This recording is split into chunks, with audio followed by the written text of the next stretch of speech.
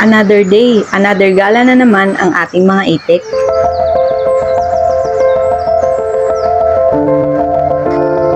Welcome to Farming Life. Ang lugar na angkop para sa taong hangad ay umasenso sa buhay.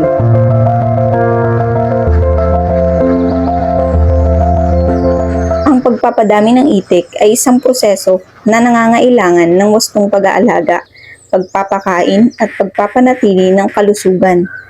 Narito ang mga hakbang para magpadami ang itik. Pagpili ng magulang. Pagpili ng mga itik na may magandang kalusugan. Bumili ng mga itik na malusog, aktibo at may magandang anyo. Pagpili ng mga itik na may mataas na produksyon. Pumili ng mga itik na may mataas na produksyon ng itlog o karne. Pag-aalaga ng mga itik. Pagpapakain. Bigyan ng sapat na pagkain ang mga itik tulad ng mga butil, gulay at prutas. Pagpapainom. Siguraduhin na ang mga itik ay may access na sapat na malinis na tubig. Paggawa ng kulungan. Siguraduhin na ang kulungan ay malinis, tuyo at may sapat na espasyo para sa mga itik.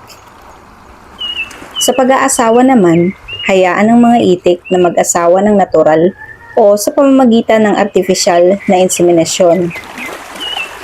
Pag-incubate, ilagay ang mga itlog sa incubator o sa ilalim ng inahin. Pag-aalaga ng mga sisiw. Pagbibigay ng init, bigyan ng sapat na init ang mga sisiw. Sa pagkain naman, bigyan ng sapat na pagkain ng mga sisiw tulad ng starter feed. Pagpapainom, siguraduhin na ang mga sisiw ay may access sa sapat na malinis na tubig. Pagpapanatili ng kalusugan. Pagsubaybay sa kalusugan, suriin ang mga itik araw-araw para sa mga sign ng sakit o injury. Pagbibigay ng bakuna. Bigyan ng bakuna ang mga itik upang maiwasan ang mga sakit.